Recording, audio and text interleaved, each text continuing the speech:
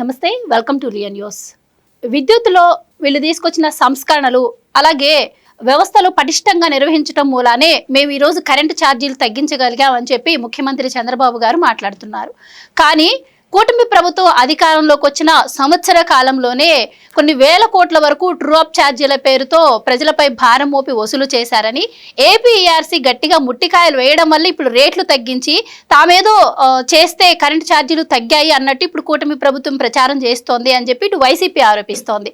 మరి నిజంగానే true up ఛార్జీల పేరుతో మరి ఈ సంవత్సర కాలంలో కూటమి ప్రభుత్వం ప్రజలపై భారం మోపిందా? అందులో భాగంగానే మరి ఈఆర్సీ సీరియస్ అయిందా? కరెంటు ఛార్జీలు తగ్గడంపై అసలు ప్రజల అభిప్రాయం ఏ విధంగా ఉంది అన్న విషయాలను తెలుసుకుందాం. మనతో పాటు ఉన్నారు ప్రముఖ ఆర్థిక, రాజకీయ, సామాజిక విశ్లేషకులు రాజేష్ అప్పసాని గారు. నమస్కారం సార్. నమస్కారం సార్, జగన్మోహన్ రెడ్డి గారు పీపీపీలను రద్దు చేసి ఎక్కువ ధరకు కొని ట్రూ అప్ ఛార్జీల పేరుతో అప్పుడు బిల్ పాస్ చేయడం ద్వారా కూటమి ప్రభుత్వం అధికారంలోకి వచ్చాక రేట్లు పెరిగాయి, వాటిని మేము ఇప్పుడు తగ్గించామని చెప్పి కూటమి ప్రభుత్వం అంటుంది. లేదు, చంద్రబాబు గారు వచ్చిన సంవత్సర కాలంలోనే మోపారు, ఇప్పుడు తగ్గిస్తున్నట్టు ఈఆర్సీ సీరియస్ అవ్వడం వల్ల తగ్గిస్తూ వాళ్ళేదో వాళ్ళ క్రెడిట్ అంతా వాళ్ళ ఖాతాలో వేసుకుంటున్నారని చెప్పి వైసీపీ అంటుంది. అసలు ఏంటి మరి, నిజంగానే అసలు విద్యుత్ ఛార్జీలు తగ్గాయా? మరి తగ్గితే అది ప్రజలపై ఎంత మేర ప్రభావం చూపే అవకాశం ఉంది? ప్రజల అభిప్రాయం ఏ విధంగా ఉంది? ఇప్పుడు ఒకటి వాస్తవం, 2014 నుంచి 19 వరకు కూడా చంద్రబాబు నాయుడు గారు ఈ రాష్ట్రాన్ని పరిపాలించారు. 2019 నుంచి 24 వరకు జగన్మోహన్ రెడ్డి గారు ఈ రాష్ట్రాన్ని పరిపాలించారు. 2014-19 మధ్యకాలంలో 5 సంవత్సరాల టెన్యూర్లో చంద్రబాబు నాయుడు గారి ప్రభుత్వం ద్వారా ఒక్కసారి కూడా ట్రూ అప్ ఛార్జీలు వేయలేదు, విద్యుత్ టారిఫ్లు సవరించలేదు, విద్యుత్ భారం ప్రజల మీద మోపల. 5 సంవత్సరాల టెన్యూర్లో 2019లో పదవి బాధ్యతలు చేపట్టిన జగన్మోహన్ రెడ్డి గారు చంద్రబాబు నాయుడు గారు కుదుర్చుకున్న పవర్ పర్చేసింగ్ అగ్రిమెంట్లు చాలా లోపభూయిష్టంగా చాలా అధిక ధరలు కుదుర్చుకున్నారు. మనం వీటినన్నింటినీ రోల్ బ్యాక్ చేస్తాం. మన పాలనా హయాంలో ఇట్లాగే చెప్పాడు. ప్రమాణ స్వీకారం చేసిన రోజు పెద్ద బహిరంగ సభ పెట్టి, ఆ బహిరంగ సభలో ఈ ఛార్జీలు మొత్తాన్ని తగ్గిచ్చేస్తామన్నాడు ఇట్లా పెట్టి చేతులు. నిజమేనేమో 5 సంవత్సరాల టెన్యూర్ ఆయనకు ఉంది కదా, మరి కొంతైనా సరే విద్యుత్ ఛార్జీల భారం తగ్గుతుందేమో అని చెప్పని ప్రజలు అనుకున్నారు. అంటే 5 ఏళ్ల చంద్రబాబు నాయుడు గారి పరిపాలనా హయాంలో ఒక్కసారి కూడా పెంచలేదు, ఆ ఉన్న ఛార్జీలను ఇంకా కూడా తగ్గిస్తాడని చెప్పని ఆశపడ్డారు. ఇక్కడ జగన్మోహన్ రెడ్డి గారి ప్రసంగం చూసిన తర్వాత నాకు 2004 నాటి వాళ్ళ నాయన ప్రసంగాలు గుర్తొచ్చినాయి. ఆ రోజు విద్యుత్ సంస్కరణ తీసుకొచ్చి విద్యుత్ వ్యవస్థను స్ట్రీమ్ లైన్ చేసి డిస్ట్రిబ్యూటరీ లాసెస్ మొత్తం తగ్గించి విద్యుత్ వ్యవస్థని ప్రాపర్గా పెర్ఫార్మెన్స్ ఓరియంటెడ్గా ఒక స్టేజ్కి చంద్రబాబు నాయుడు గారు తీసుకొచ్చారు. జెన్కో విద్యుత్ ఉత్పాదక కెపాసిటీని పెంచారు, విద్యుత్ ట్రాన్స్మిషన్ లాసెస్ని తగ్గించారు, క్వాలిటీ పవర్ ప్రజలకు అందిస్తూ ఉన్నారు.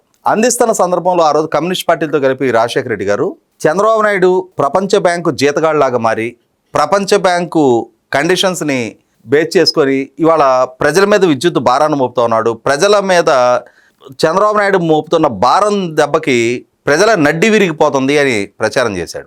మాకు గనక అధికారం ఇస్తే ఈ విద్యుత్ ఛార్జీలని రోల్ బ్యాక్ చేస్తామన్నాడు. అంటే పెంచిన ఛార్జీలని తగ్గిస్తామన్నారు రాజశేఖర రెడ్డి గారు. ప్రజలు నమ్మారు, ఆయనకు అధికారం కట్టబెట్టారు.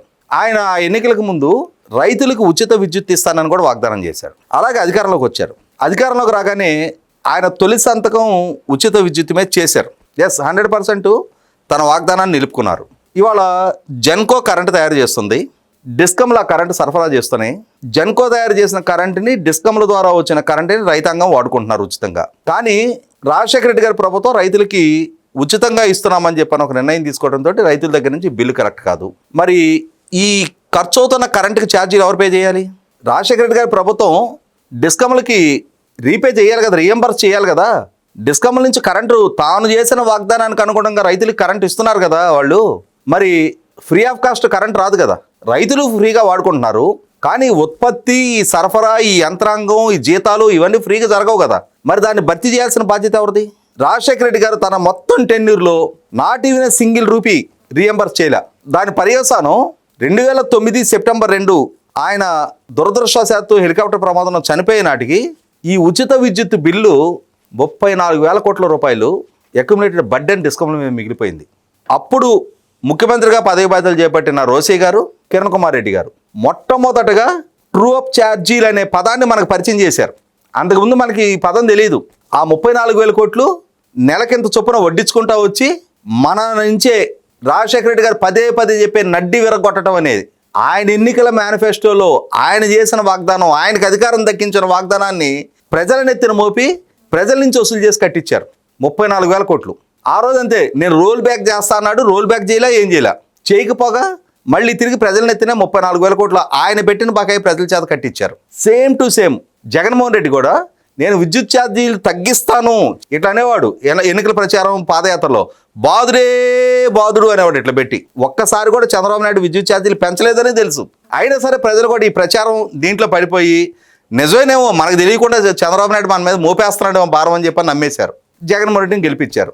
ఏం చేశాడు? 9 సార్లు ఛార్జీలు పెంచాడు. తన 5 సంవత్సరాల టెన్యూర్లో 9 సార్లు టారిఫ్ ఆర్డర్లు మార్చాడు. అప్పటి వరకు మినిమం టారిఫ్ 50 యూనిట్ల వరకు ఉండేది. అంటే 50 యూనిట్ల వరకు మినిమం ఛార్జ్ ఉండేది. దాన్ని 30 యూనిట్లకు కుదిచ్చాడు. అక్కడి నుంచి మొదలుపెట్టి టారిఫ్ ఆర్డర్లు కుదిచ్చాడు, ఛార్జీలు పెంచాడు, ట్రూ అప్ ఛార్జీలు మోపాడు. 9 సార్లు అసలు సిసల ప్రజల నడ్డి విరగొట్టి బిల్లులు పెంచిన గనుడు జగన్మోహన్ రెడ్డి. ఆయన పాలనా హయాంలోనే 2023 సెప్టెంబర్లో 2023 డిసెంబర్లో ఇంకొక 2 సార్లు ట్రూ అప్ ఛార్జీలు ప్రతిపాదించారు. నాడు ఏపీఆర్సీ చైర్మన్గా జస్టిస్ నాగార్జున రెడ్డి గారని జగన్మోహన్ రెడ్డి గారి ద్వారా నియామకం చేపట్టబడ్డాయన.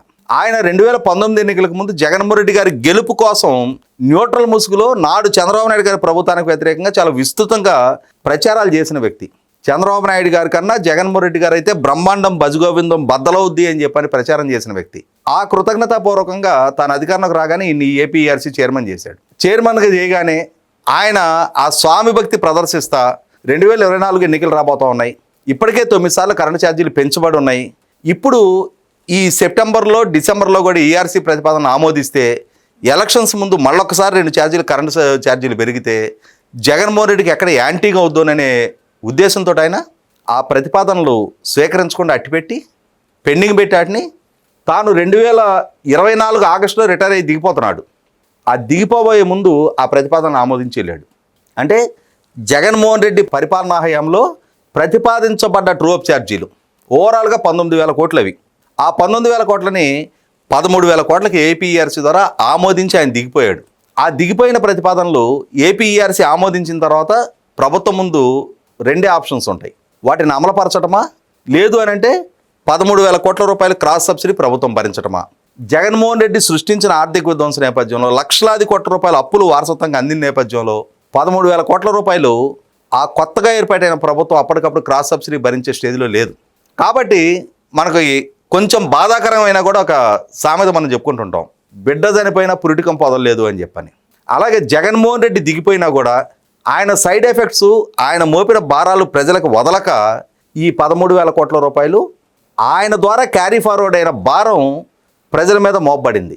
తన పాలనా హయం ద్వారా క్యారీ అయినాయి, తన పాలనా హయంలో ప్రతిపాదించబడ్డవి.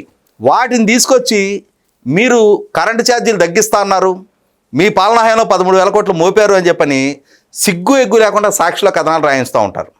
ఆ భారత్ గారికి కూడా ఇవి ఎప్పటివి ఏంటనే తెలుసున్న ప్రజలకి ఇవన్నీ తెలియదులే, చంద్రబాబు పెంచాడు అని చెప్పని ఒక బండి వేసేద్దాంలే, వాళ్ళు కడుక్కుంటారులే అని చెప్పని వాళ్ళకు ఒక సాక్షి ఉందని, వాళ్ళకు ఒక సోషల్ మీడియా ఉందని వాళ్ళ నాయకులు కూడా పుంకాలుగా ఇవే చర్చలు చేస్తూ ఉంటారు.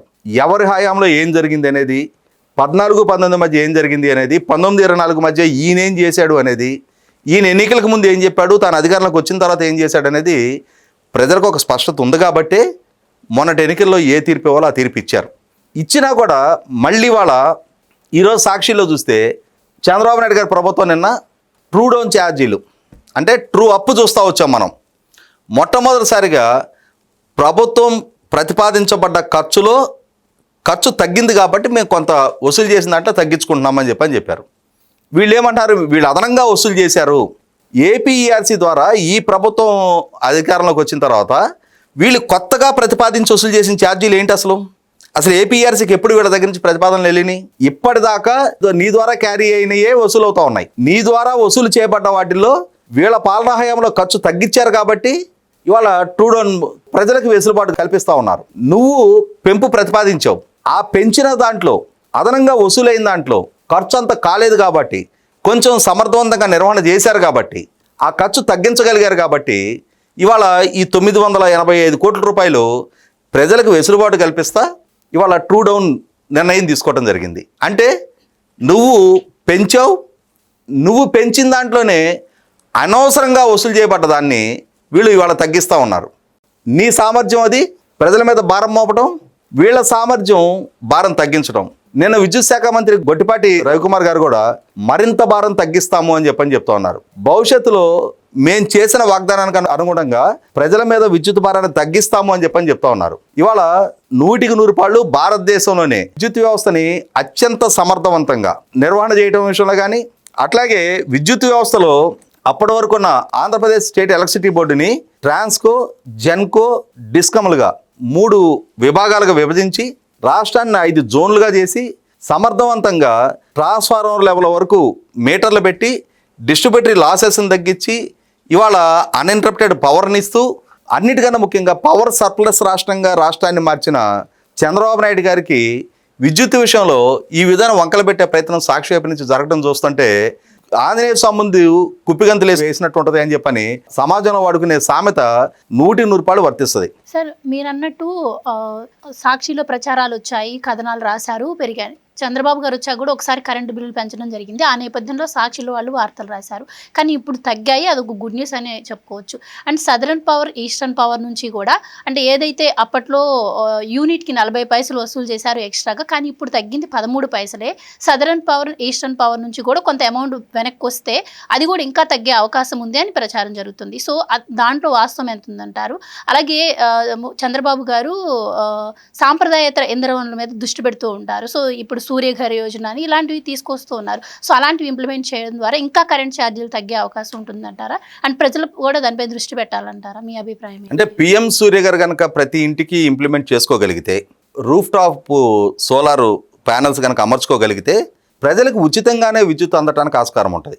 అంటే దాదాపుగా ఇప్పుడు ఉన్న రాష్ట్రంలో ఉన్న 1,60,00,000 మంది గృహస్థుల్లో ఒక 20 లక్షల మందికి అయినా సరే ఈ పిఎం సూర్యఘర్ ద్వారా సోలార్ ప్యానల్స్ ఇంప్లిమెంటేషన్ ప్రాసెస్లోకి వాళ్ళని కనుక మలచగలిగితే ఆ 300 యూనిట్ల వరకు వాళ్ళు సొంతంగా కరెంటు వాడుకోవడానికి ఆస్కారం ఉంటుంది.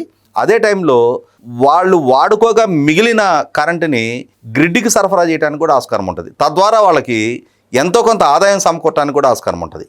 దాంతో ఏమవుతుందంటే రాను రోజుల్లో ఈ సాంప్రదాయేతర ఇంధన వనరులని ప్రమోట్ చేయడం ద్వారా ప్రజలకి విద్యుత్ భారాన్ని తగ్గించినట్టు అవుద్ది. దాన్ని ప్రమోట్ చేయడం కోసం ఇవాళ కేంద్ర ప్రభుత్వం కూడా ప్రతి ఇంటికి ఈ సోలార్ ప్యానల్స్ ఎవరెవరైతే అమర్చుకోవడానికి సిద్ధపడతారో వాళ్ళకి 78,000 రూపాయలు సబ్సిడీ రూపంలో ఇస్తూ ఉన్నారు. అదే సందర్భంలో ఎస్సీ ఎస్టీలకి ఉచితంగా ప్రభుత్వ పరంగా ఏర్పాటు చేసే ప్రయత్నంలో ఉన్నారు. కాబట్టి 100% రాబోయే రోజులు ఇవాళ ప్రభుత్వ పరంగా ఎస్సీ ఎస్టీలకి 200 యూనిట్ల వరకు ఉచితంగా కరెంట్ ఇస్తున్నారు. కాబట్టి ఆ ఉచిత కరెంట్ అనేది ఈ పిఎం సూర్యఘర్ ఇంప్లిమెంటేషన్ ద్వారా వాళ్ళ ఇంటి మీద వాళ్ళే ఏర్పాటు చేసుకొని వాళ్ళే ఉచితంగా పొందడానికి ఆస్కారం ఉంటుంది. కాబట్టి దాని ద్వారా ప్రపోర్షనేట్గా ప్రభుత్వానికి కూడా బడ్డెన్ తగ్గుతుంది. కాబట్టి రాబోయే రోజుల్లో ఈ అదనపు సబ్సిడీని భరించే భారం తగ్గే కొంది కూడా అది ఎవరైతే బిల్లు పే చేసే వినియోగదారులు ఉంటారో వాళ్ళ మీద అదనపు భారం తగ్గినట్టు అవుద్ది, ప్రభుత్వానికి కూడా వెసులుబాటు కల్పించినట్టు అవుద్ది. Thank you so much. Please subscribe to Leo news for more videos.